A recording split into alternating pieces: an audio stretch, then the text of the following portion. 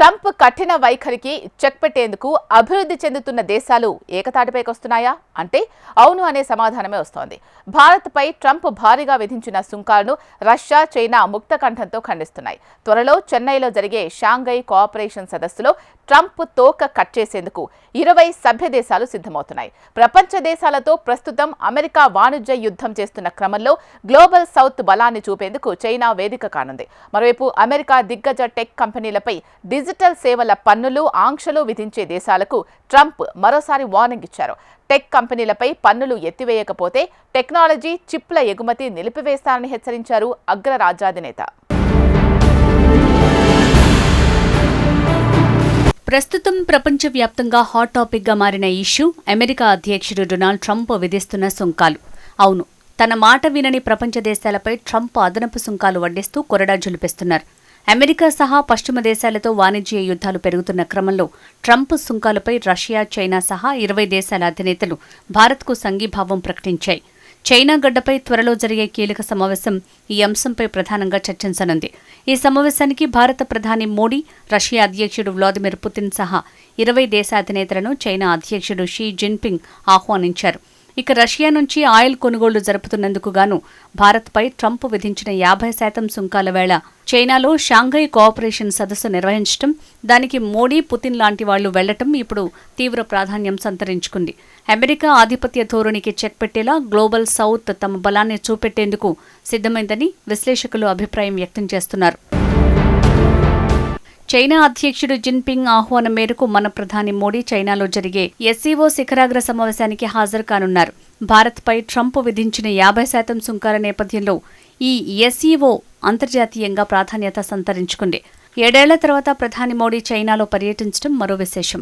2020లో తూర్పు లడాఖ్లోని గాల్వాన్ లోయలో భారత్, చైనా సైనికుల మధ్య జరిగిన ఘర్షణల తర్వాత 2 దేశాల మధ్య సంబంధాలు తీవ్రంగా దెబ్బతిన్నాయి.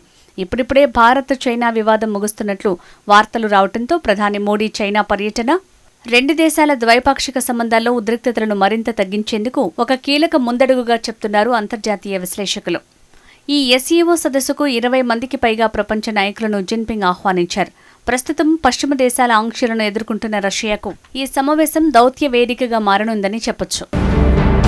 డొనాల్డ్ ట్రంప్ హయాంలో అమెరికా అనుసరిస్తున్న విధానాలను వ్యతిరేకిస్తూ అభివృద్ధి చెందుతున్న దేశాల మధ్య సంఘీభావాన్ని చాటాలని ఈ ఎస్సీఓ వేదికను చైనా ఉపయోగించుకుంటోందని విశ్లేషకుల అంచనా.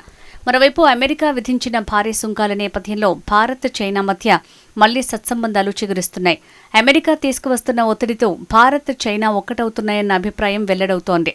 భద్రత, ఉగ్రవాద వ్యతిరేకతతో పాటు ఆర్థిక, సైనిక సహకారాలను కూడా ఎస్సీఓ కూటమి దేశాలు క్రమంగా విస్తరించుకుంటున్నాయి.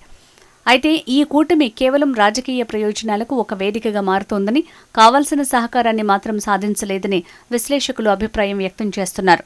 అయినా అమెరికా అధ్యక్షుడు డొనాల్డ్ ట్రంప్ తన కఠిన వాణిజ్య వైఖరిని వీడబోనంటున్నారు. అమెరికా టెక్ సంస్థలపై డిజిటల్ సేవల పన్నులు, సంక్లిష్టమైన నిబంధనల్ని విధించే అన్ని దేశాలపై కొత్త సుంకాలు విధిస్తానని వార్నింగ్ ఇచ్చారు. ఆల్ఫాబెట్, మెటా, అమెజాన్ వంటి అమెరికా దిగ్గజ కంపెనీలకు మాత్రమే వర్తించే పన్నులను తగ్గించేలా వాణిజ్య భాగస్వాములపై ఒత్తిడి తీసుకొచ్చేందుకు ట్రంప్ తాజా ఎత్తుగడగా తెలుస్తోంది.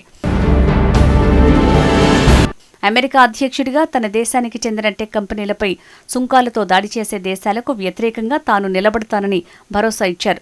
డిజిటల్ పన్నులు, ఆంక్షలు తొలగించకపోతే ఆయా దేశాల నుంచి అమెరికాకు వచ్చే ఎగుమతులపై అదనపు సుంకాలు విధిస్తానన్నారు. అమెరికా సంస్థలు ఇకపై ప్రపంచానికి పిగ్గీ బ్యాంక్ గానీ, డోర్మాట్ గానీ ఉండబోవన్నారు.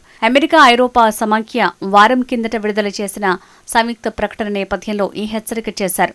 ట్రంప్ ప్రభుత్వ యంత్రాంగం వాణిజ్య చర్చల్లో డిజిటల్ సేవలు కీలకంగా మారాయని చెప్పొచ్చు. ఈ ఏడాది జూన్లో కెనడా ఈ పన్నులు వేయడంతో అన్ని వాణిజ్య చర్చలను నిలిపివేసినట్లు అగ్రరాజ్యం అధికారికంగా ప్రకటించింది. ఇదిలా ఉండగా భారత్పై అదనంగా విధించిన 25% పన్నులతో కలిపి మొత్తం 50% టారిఫ్లు ఆగస్టు 27 నుంచి అమల్లోకి వస్తున్నట్టు అమెరికా ప్రకటించింది. దీంతో భారత్ ఎగుమతులపై 66% మేర ప్రభావం చూపనున్నాయి.